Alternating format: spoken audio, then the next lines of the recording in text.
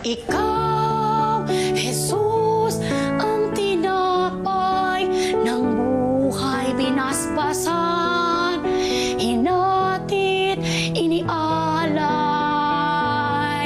Buhay na ganap ang sa amin kaloob sa pagsasalong walang hanggan. Sandali, Apo. Sintonado talaga eh. Wala ka na naman sa sarili mo, ano? Lola, iniisip ko kasi si Manay Wilma eh. Ay, kamusta na ba siya? Ngayon po, maurag, kinakaya lahat ng pagsubok sa buhay para sa pamilya.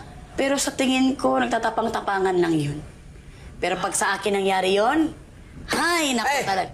Oo, wag naman sanang iadya ng Diyos, Apo. Dahil alam kong kapag nangyari sa'yo yon, gagawa ka